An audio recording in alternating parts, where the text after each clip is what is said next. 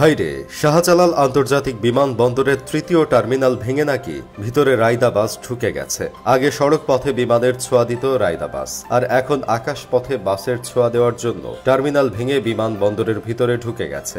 রাইদা বাস হয়তো ভেবেছিল এতদিন রাস্তায় অনেক খেলা দেখাইছি, এইবার একটু আকাশে ওড়ার চেষ্টা করি, কিন্তু তার হলো না, দেয়ালটা বাধা দিয়ে দিল।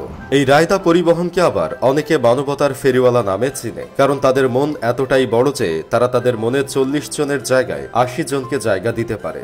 এই বাসের কন্ডাক্টর মামা আবার অনেক প্রতিভাবান ব্যক্তি, তাদের চোখের জ্যোতি এত বেশি যে তারা বাসে দাঁড়ানোর জায়গা না থাকলেও বাস খালি দেখতে পায়। ঢাকা শহরে যতগুলো রাইদা বাস আছে, এতগুলো রাইদা নামের মেয়েও হয়তো বাংলাদেশে নাই। রাস্তায় বের হলে আপনি কিছু দেখেন আর না দেখেন, তাদের নিজেদের মধ্যে প্রতিযোগিতা ঠিকই দেখবেন। একই কোম্পানির বাস, অথচ এমন ভাবে মাজা বেঁকিয়ে তারা একজন আরেকজনকে বাধা দেয়, এমন বাধা হয়তো বাংলা সিনেমায় 200 দিনের মধ্যেও দেখা যায় না। এই বাসের গতি বুলেটের ট্রেনের চেয়ে একটু বেশি। এই বাসে উঠে যদি আপনি সিটে বসেন, তাহলে সড়ক পথে বিমানের ছোঁয়া পাবেন, আর গতি দেখে বুলেট ট্রেনের ফিল পাবেন। তাদের ফিটনেস দেখলে আপনার সর্বপ্রথম হিরো আলমের ফিটনেসের কথা মনে পড়ে যাবে। রাইদা বাস কতটা মজবুত একবার ভেবে দেখেছেন?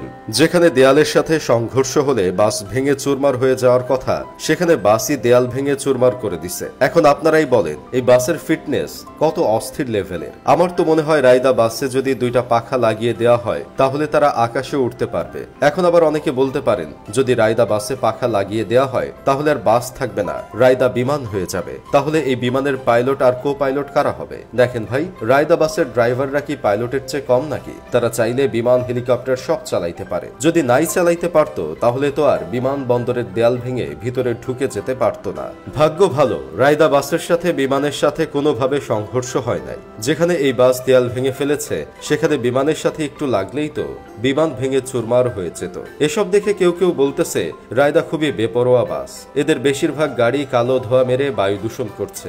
চলতি অবস্থায় হঠাৎ করে রাস্তার মাঝখানে ব্রেক করে যাত্রী ওঠানামা করে, এদের মধ্যে কোনো নিয়ম নাই, এর লাইসেন্স বাতিল করা উচিত। আবার কেউ কেউ বলতেছে যারা নিয়মিত আব্দুল্লাহপুর থেকে ঢাকায় যাতায়াত করে, তারা বুঝে রাস্তায় লোকাল বাসগুলো কতটা বেপরোয়া ভাবে চলাচল করে। কার আগে কে যাবে এমন প্রতিযোগিতায় লিপ্ত হয় এরা, কেউ কাউকে সামান্যতম ছাড় দেয় না। এতে করে গাড়ির সাথে গাড়ির ঘষা লেগে গাড়ির চামড়া উঠে গেলেও কোনো খেয়াল নেই। আমার বন্ধু কেরামত আবার বলতেছে, বিমানবন্দরের কাজের মান পরীক্ষা করতে গেছিল রাইদা বাস, পরীক্ষা করতে গিয়ে পড়ে গেল বিপদে।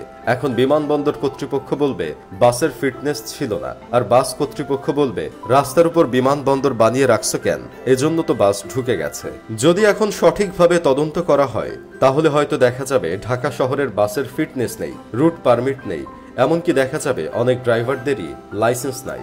যাই হোক, শেষমেশ আমি গোলাম হোসেন একটা কাজের কথা কই, শুধু রাইদা পরিবহন না, ঢাকা শহরের বুকে আরো অনেক এমন বেপরোয়া মানবতার ফেরিওয়ালা বাস আছে, যাদের বাইরে ছাল চামড়া তো নাই, আবার ভিতরটা দেখলেও সিটি কর্পোরেশনের ময়লার ভাগাড় মনে হয়। ভালো ফিটনেস ছাড়া যেন কোনো বাস আর রোডে চলতে না পারে, সেই ব্যবস্থা নেওয়া উচিত।